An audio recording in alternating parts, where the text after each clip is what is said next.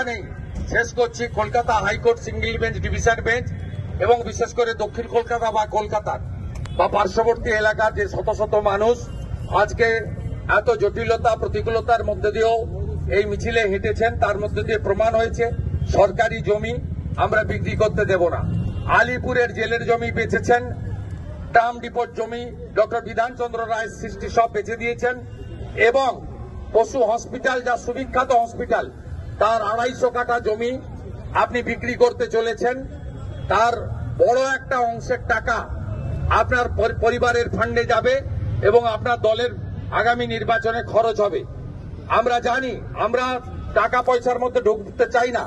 এই ঐতিহ্যমণ্ডিত চিড়িয়াখানার জমি, পশু হসপিটাল, তার 250 কাঠা তো দূরের কথা, 1 ছটাক জমিও আমরা বেচতে দেব না।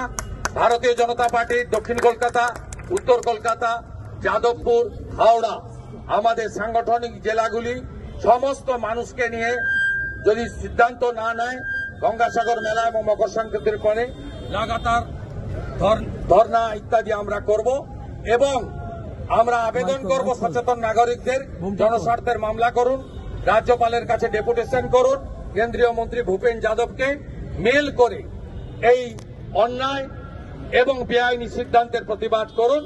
আমরা আপনাদের সাথে আছি। সমস্ত বিজেপির এমএলএরা, পুরো বিজেপি পার্টি আপনাদের এই লড়াইতে সঙ্গ দেবে। সবাই ভালো থাকবেন।